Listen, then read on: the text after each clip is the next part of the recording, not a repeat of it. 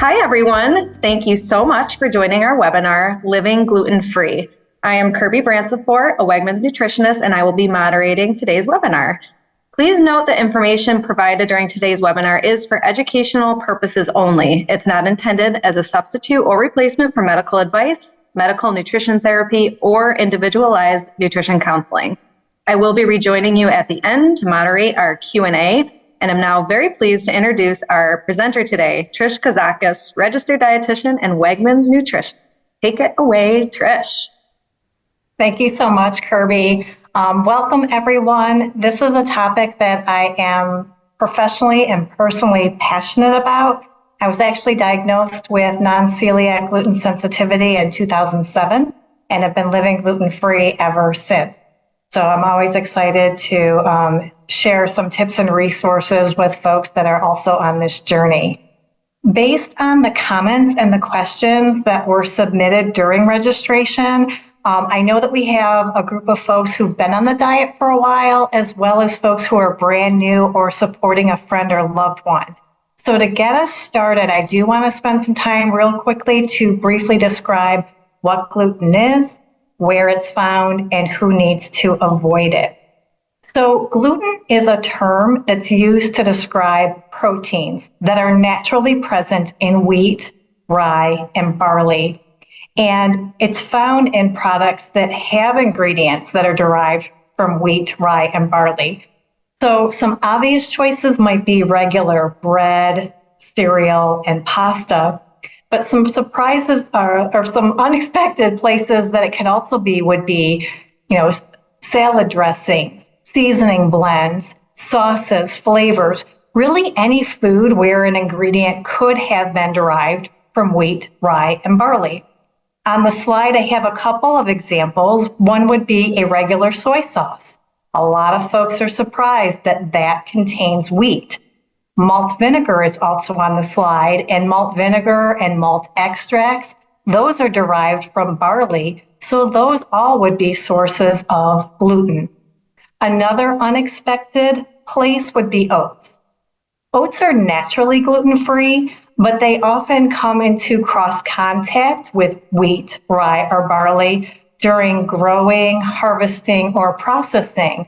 So that's why it's really important that when you're on this journey, you have an understanding of where these sources of gluten could be. It could be ingredient-based, it could be that cross-contact, and that's going to be really critical as you're trying to navigate the grocery store or even eating out. I do have some resources that I'll be sharing at the end where you can learn more about some of these unexpected sources and how to avoid them. So that's what gluten is and where it can be found. Next, who is it that needs to avoid gluten? And basically there's two main groups. There are individuals that have celiac disease or a condition called non-celiac gluten sensitivity. So to help you understand the difference, celiac disease, it's a genetic autoimmune disease that affects about 1% of the population. And what happens is when individuals that have celiac disease are exposed to gluten, it causes their own immune system to attack the small intestine. And that damage can lead to over 200 symptoms or underlying conditions caused by that damage. So some of the examples would be, GI symptoms. Those are kind of the classic symptoms that people think about. But it could also be joint pain, irritability, migraines. And then when we think about that damage causing some impairment to absorb nutrients, it could be iron deficiency anemia or osteoporosis. So there really are a wide range of symptoms that can be caused when somebody has celiac disease. The other group, the non-celiac gluten sensitive group, which of course I am in, this is for individuals who, when they're exposed to gluten, they develop symptoms, but they do not have celiac disease. And really, we don't have a great way to diagnose it outside of ruling out celiac disease. Now, non-celiac gluten sensitivity, we think it affects about 6% of the population, so a bigger group. A lot of the symptoms are very similar to what you might see with celiac disease, but a key distinction is right now we're not finding that there's that damage to the small intestine. So it's really important to know which group you might fall in if you're somebody who is sensitive to gluten, because the only treatment is a gluten-free diet. Now, if you think you have some sensitivity to gluten, you don't want to run to the gluten-free diet. You want to talk to your doctor first, because the first step is a very simple blood test that starts that journey to understand, are you celiac, or maybe we can rule it out. And in order for that test to be accurate, it actually needs to be checking to see if your body's producing antibodies to consuming gluten. So if you go on a gluten-free diet and then you do the test, it's a false negative. So again, if you've got some concern that you might be in this camp, call your doctor, ask about getting that simple blood test. And then if you find that you have to go on a gluten-free diet, I've got some good news for you. There are a lot of foods that are naturally gluten-free.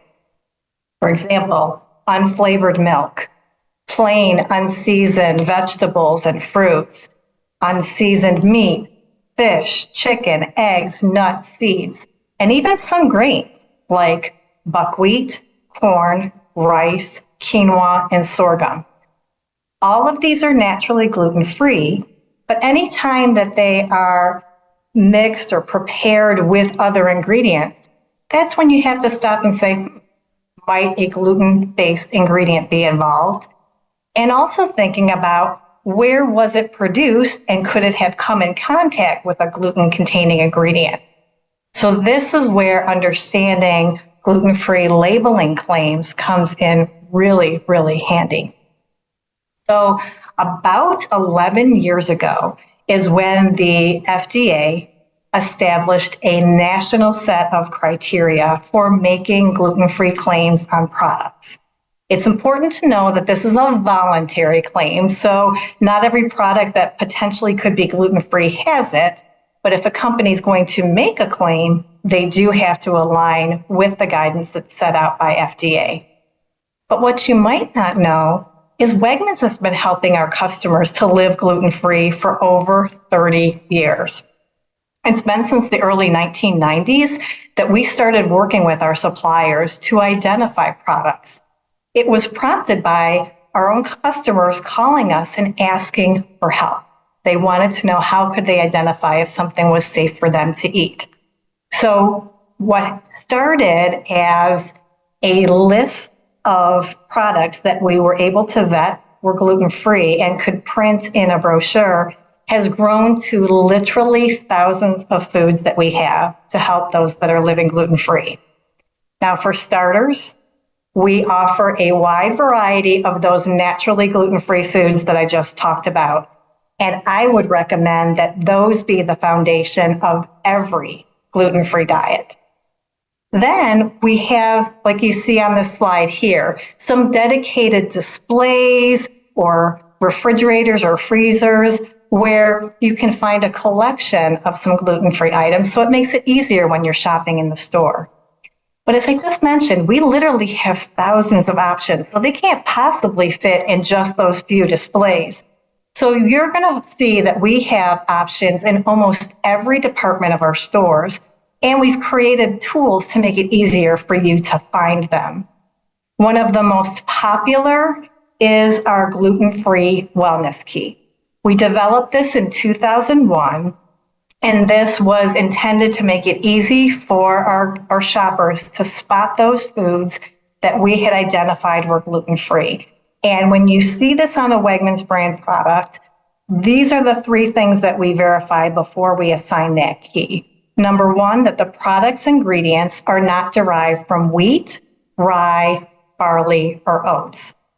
The manufacturing facility is evaluated for the potential risk of cross-contact, and the supplier has verified that the final product would have less than 20 parts per million of gluten from what's called inadvertent cross-contact or, unintentional cross-contact. And if there's ever any doubt or a supplier can't stand behind this gluten-free claim, we won't put this key on the product label.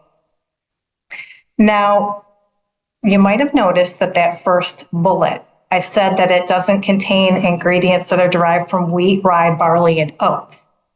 This sometimes surprises people because I mentioned a few minutes ago, oats are naturally gluten-free.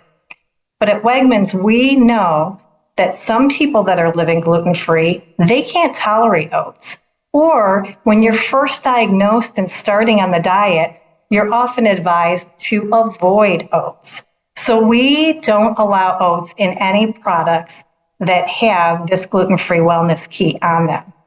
However, for those folks who are living gluten-free and can tolerate oats, a couple years ago, we developed a second key, and it's our gluten-free with oats wellness key.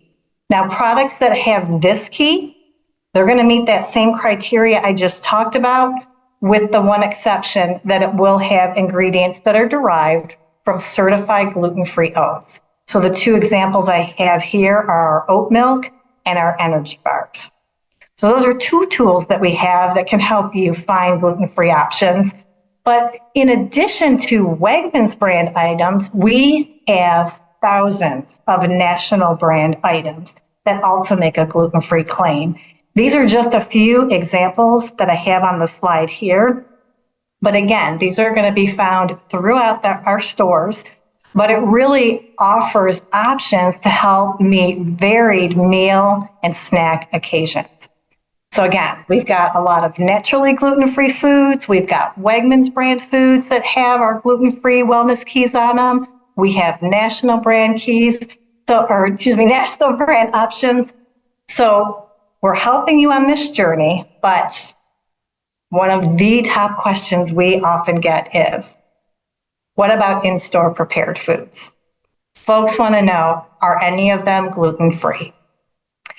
And the answer is, unfortunately, we cannot guarantee that anything that's produced, sliced, or packaged in our store would be gluten-free because of the risk of cross-contact. Part of that FDA definition, that less than 20 parts per million, that's the determining factor of when you can say something is gluten-free or not. And with the risk of cross-contact in our stores, we just can't say that. I'm going to give you a little quick analogy because I know when you hear that 20 parts per million, it's based on a concentration and people are like, well, what would that look like? And there's a dietitian colleague, her name is Trish Kazacos, and she shared this analogy that if I could take a slice of regular bread and crumble it up to 7,000 little crumbs, I mean, just imagine how small those would be. If you had just one of those crumbs, that would have at least 20 parts per million of gluten. So that's how easy it could be that cross-contact could happen. So things that are prepared in our stores, we just can't guarantee that they would be gluten-free. However, we've heard from several customers that want to know, by ingredient, what are the items that might be prepared in the store that don't contain gluten as an ingredient? So in response to that request, we provide this claim, which is made with no gluten-containing ingredients.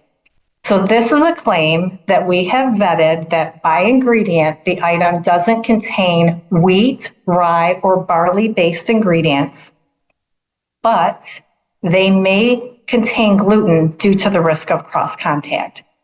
We'll identify these items a few different ways, as you see on the slide here. Sometimes the department will have a sign that has that purple circle and the statement on it. Sometimes it'll be on the tag, like I've got a soup tag that will make that claim when it's applicable, or the scale label that you'll actually see on the products that are packaged in our stores. So that's what that claim means, that by ingredient, there's no wheat, rye, or barley-based ingredients. We do have a few in-store prepared items that may have oats as an ingredient. When they do, it was certified gluten-free oats that went into it, but again, we can't make a gluten-free claim because of that risk of cross-contact. One other place that you will see this claim is on our meals to go app. So at the very top, when you're looking at that app, you will see that it actually has a button that will take you to the selection of items that are made with no gluten-containing ingredients. So those are the unique claims that we have. Now, another way that we have created a tool to help you to plan your shopping trip. Oh, wait, before I do that, here are a few examples of products that have been identified as made with no gluten-containing ingredients. So in the center, I have a picture of our sushi. So all of the sushi and sashimi that we have, they are made with no gluten-containing ingredients. And the little soy sauce packet that's in there, now that packet is gluten-free.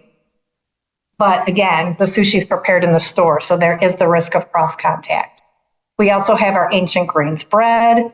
That's a picture of our chicken shawarma bowl, our teriyaki salmon gold pan, and our made with love almond sugar cookies. So those are some of the examples of items that we have that have been identified as being made with no gluten-containing ingredients. But I want to give you one important reminder. Product formulations can frequently change. And this is not just true for the made with no gluten-containing ingredients. It's true for even gluten-free items.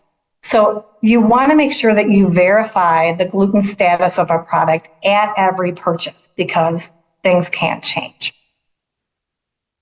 Now, the tool that I was going to share with you to help you find where some of these items are in the different departments of our stores is both on our Wegmans.com and our app. We have some wellness search filters where you can see if a department might have some of these options. So these filters, like I said, they're going to be specific to a department. So the example I have here is for our bakery department. So you would be able to see if there might be some of these various options and then filter to see what's available. So for example, if you want to see if there are gluten-free Wegmans brand products, there's a filter that has an icon next to it. It's an orange circle with a G in the center. If you want to see if there's some national brand gluten-free options, that icon would be a black GF. So you can filter by it, and then when the product comes up, you'll see that little icon next to it. And then if there might be any made with no gluten-containing ingredient items, that would be the filter icon is a purple dot with the letters NG in the center. So that's a way that you could filter ahead of time.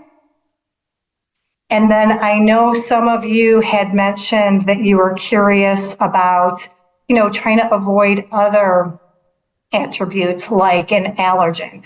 So we don't have a filter for if you have a food allergen, like avoiding nuts or dairy. But we do have an allergen awareness key, as I have pictured here. That key will appear near the ingredient statement on the product label. But if you're searching and looking for information on the app or the website, that same allergen statement here, I've got a little example of what it would look like. We've got a little warning tab on the .com and the app, and then you could read the statement there. I'm going to backtrack for just a second because on this previous slide, if you look at the other filters that don't have arrows, we do have some filters for things like vegan and lactose free.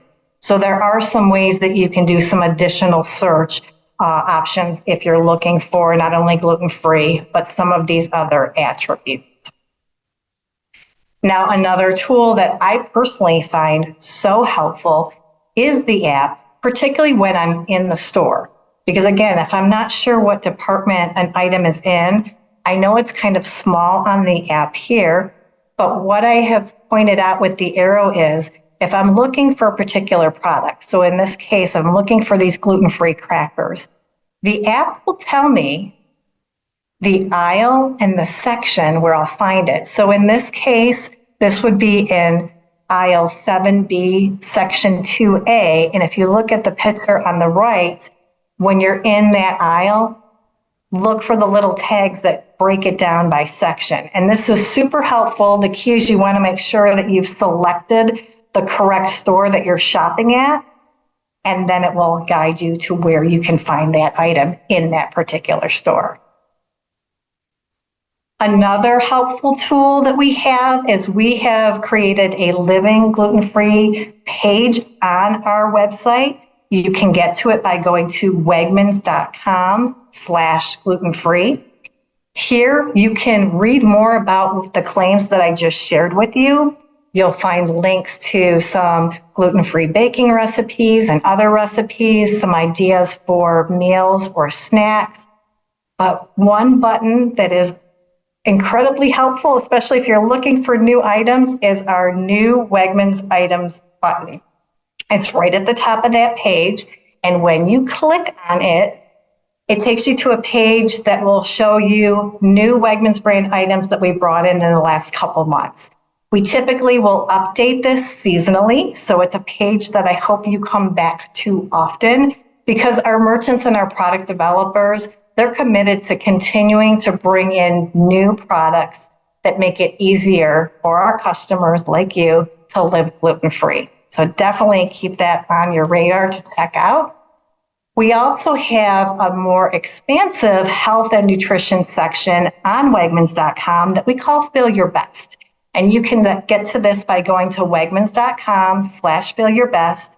Or if you see the health and nutrition tab at the top of the page, you can get there as well. And this will bring forward to you even more information. This is where you'll find a link to where this video will be posted in a few weeks. You can also read about those other wellness keys like the vegan, lactose-free, and more that we have available. You'll find a link to that gluten-free page off the Feel Your Best page. And then we also have other tips.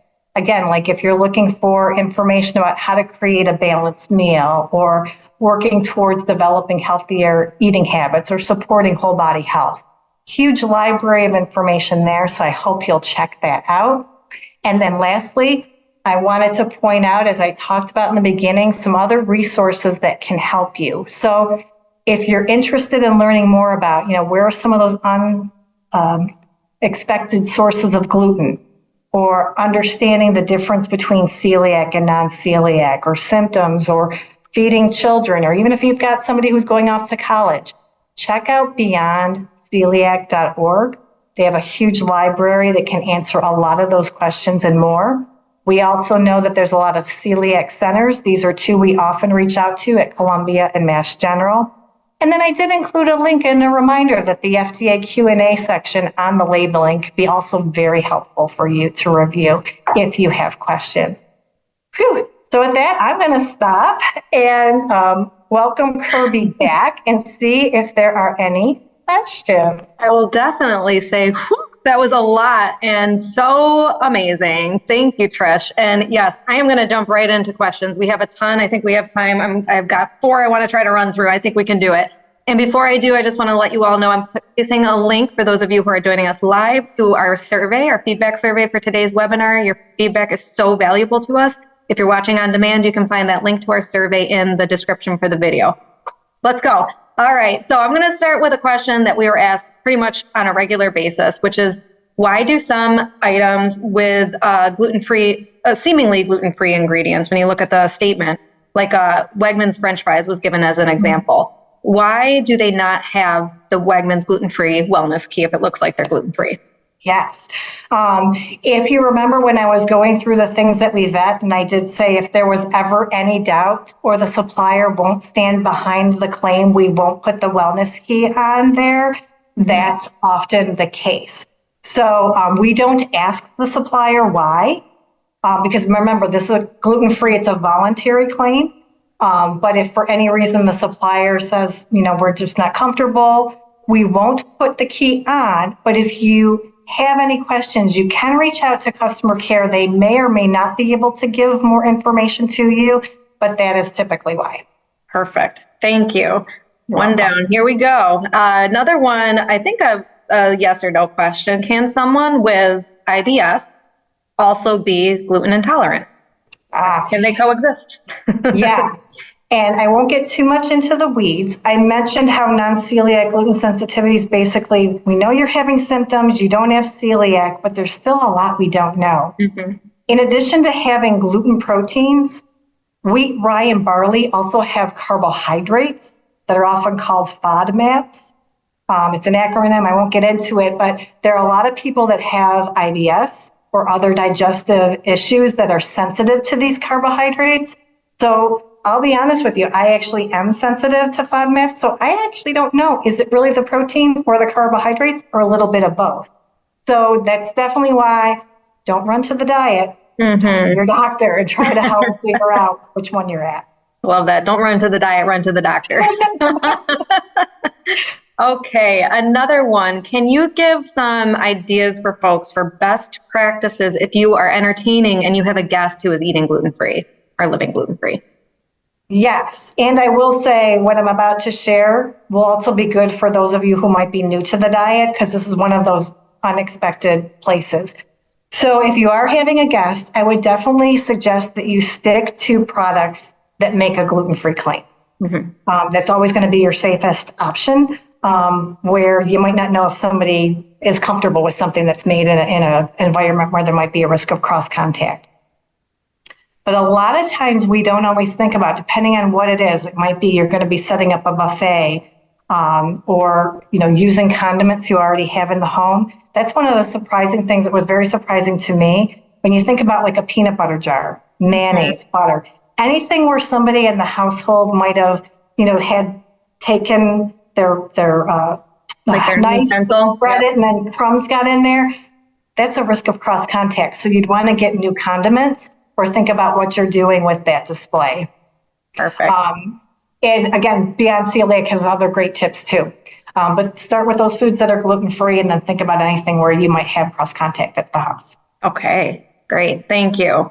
Okay, the next one is kind of a big one, and there's a few things involved, but a lot of questions about if gluten-free is better for certain scenarios or just for general healthy living. But some folks asking about other autoimmune diseases, like we had Graves' disease. Somebody actually asked about Hashimoto's, which is an autoimmune thyroid disease. So just in general, how can gluten-free or does gluten-free help with those or just general healthy living? So kind of a big bundle there, but... It is, and I think I'll try to triage it. So first question, myth, gluten-free diet isn't necessarily healthier and isn't going to necessarily be better for everyone.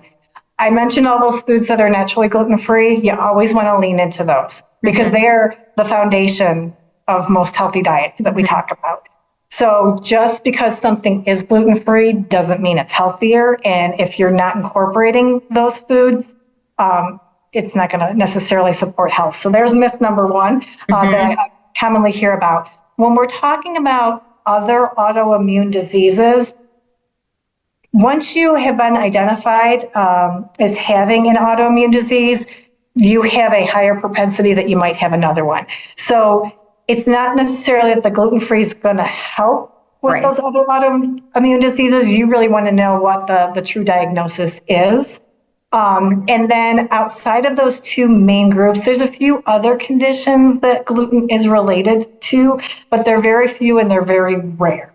Right. So that's why I really would encourage you to work with your healthcare team first. Those two are the big bucket. Right. And again, like you said, don't run to the diet. Don't run to a gluten-free diet. You want to make sure that you can take an accurate test if you do suspect that you might have celiac disease as well. So yes, because I didn't say it. Sometimes if you've been on a gluten-free diet and then you ask the doctor, they might often ask you to go back on the diet for a number of days because you have to be consuming gluten. There are other things that they might consider, but that's always the easiest. Get that blood test first. Perfect. Thank you. And somebody did actually have a very nice comment that I wanted to share. They were thanking us for sharing that information because it's not always the case that folks know to ask for and advocate for that type of testing. So we're very happy to share that with you. And we're up on time, but I do want to acknowledge that we did get some other questions that I think we can kind of direct you to some resources. So any of your questions about Wegmans brand products, I did see one about our gold pan meals. So when you have questions about making them gluten-free or if they are, please do contact our customer care center for anything related to our products or our website or our labeling. Sometimes it does actually make it to us and we'll help to answer that, but it's the best way for us to triage. And then any of those other questions that you, outside of those types of things, like Trish mentioned, those websites that she shared at the end are going to be really wonderful resources if you're looking for other ideas, inspiration, and things like that. So thank you all so much for joining us. Thank you, Trish, for an unbelievable presentation. I hope that folks found some helpful resources, inspiration, and thank you again for joining us. We hope everyone has a wonderful day. Thank you, everyone. Bye-bye.